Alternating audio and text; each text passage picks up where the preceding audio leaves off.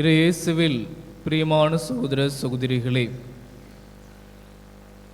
இன்றைய நற்செய்தி பகுதியிலே மீண்டும் ஆண்டவர் இயேசு தனக்கும் தந்தைக்கும் உள்ள அந்த உறவை பற்றி பேசுகிறார். அதை கேட்ட யூதர்கள் அவர் மீது கோபம் கொண்டு அவரை கைது செய்யவும் அவர் மீது கல்லெறியவும் முயலுகின்றனர். ஆனால் இயேசு அந்த இடத்தை விட்டு நழுவி திருமுழுக்கு யோவான் இருந்த பாலை நில பகுதிக்கு சென்று விடுகிறார். அன்புக்குரியவிலே, இந்த நிகழ்விலே நாம் பார்க்கின்ற பொழுது ஒரு விதமான முரண்பட்ட ஒரு எதிர்வினையை நாம் மக்களிடையே பார்க்க முடிகின்றது. பொது இடங்களிலே எருசலேமிலே அவர் போதிக்கின்றார், அவரை கல்லெறிய பார்க்கின்றார்கள், அவரை கைது செய்ய பார்க்கின்றார்கள். ஆனால் அவர் தனிமையான பாலை நிலத்திற்கு செல்கின்ற பொழுது திரளான மக்கள் அவரை தேடி சென்று அவருடைய வார்த்தைகளை கேட்டு நம்புகின்றனர். எனவே மக்களிடையே இப்படி வேறுபட்ட எதிர்வினைகளை நாம் காண முடிகிறது. அன்புக்குரியவர்களே, இந்த பாலை நில அனுபவம் என்பது நம் அனைவருக்கும் தேவையான ஒன்றாக இருக்கிறது.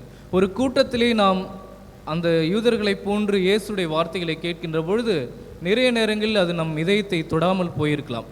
ஆனால் இந்த பாலை நிலம் என்னும் அந்த இடத்தில் இந்த உலகத்தின் சத்தம் இல்லை, நம்முடைய உலகத்தின் கவலைகள் இல்லை, நாம் இருவர் மட்டும்தான் இருக்கிறோம். எனவே அந்த இடத்தில் இறைவனுடைய வார்த்தைகள் நம்மை ஆழமாக தொடுவதற்கு நிறைய வாய்ப்புகள் உள்ளன. அதைத்தான் இந்த யூதர்களில் சிலர் அனுபவிக்கின்றனர். நம்முடைய அன்றாட வாழ்விலும் நாம் நிறைய ஜெபம் செய்யலாம் அல்லது பொது வழிபாடுகளில் ஈடுபடலாம். தனிப்பட்ட ஜெபம் நம்மில் இல்லை என்றால் நாம் இயேசுவோடு ஆழமான உறவு கொண்டிருப்பது மிக கடினம். அன்புக்குரியவர்களே, ஒரு காரியத்தை பிரம்மாண்டமாக செய்ய வேண்டும் என்றால் நாம் நிறைய பேரை கூட்டிக் கொண்டு செய்யலாம். ஆனால் ஒரு காரியத்தை ஆழமாக செய்ய வேண்டும் என்றால் நாம் தனிமையாக செய்வதுதான் மிக அவசியம். எனவே நம்முடைய ஆன்மீக வாழ்விலும் இறைவார்த்தையினுடைய ஆழத்தை புரிந்து கொள்ள வேண்டும் என்றாலும் நாம் தனிமையில் அதை தேடுகின்ற பொழுதுதான் அதை அடைய முடியும். எனவே நம்முடைய ஆன்மீக வாழ்க்கையிலும் சில நேரங்களில் நாம் தனிப்பட்ட விதத்திலே விவிலியத்தை எடுத்து வாசித்து அந்த வார்த்தைகளை தியானிக்க முயற்சி செய்ய வேண்டும். நான் வடலூரிலே இருக்கின்ற பொழுது ஒரு குடும்பம் எப்பொழுதுமே மாதத்திற்கு ஒரு முறை அல்லது 2 மாதத்திற்கு ஒரு முறை ஏதாவது ஒரு தியான மையத்திற்கு சென்று அவர்கள் தியானத்தில் கலந்து கொள்வார்கள். அப்படி ஒரு தாகம் அவருக்கு இருந்தது. என்னதான் பொதுவாக தியானத்தில் கலந்து கொண்டாலும் தனிப்பட்ட விதத்திலே அந்த குடும்பம் இப்படிப்பட்ட தியானங்களை மேற்கொண்டு வந்தது.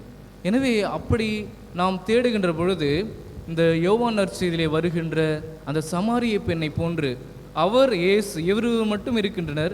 இயேசுவோடு அவர் உரையாடுகிறார். அவருடைய வாழ்வின் ரகசியங்களையும் மெசியா யார் என்பதையும் அவர் கண்டுகொள்கிறார்.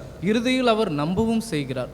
இதை போன்ற ஒரு நம்பிக்கை அனுபவம் நமக்கு வேண்டுமெனில் தனிமையான நேரத்திலும் இடத்திலும் ஆண்டவரை நாம் தேட வேண்டும். தனிப்பட்ட ஜெபம் செய்ய வேண்டும். நாம் தனிப்பட்ட விதத்திலே விவிலியத்தை எடுத்து வாசித்து அதை தியானிக்க வேண்டும்.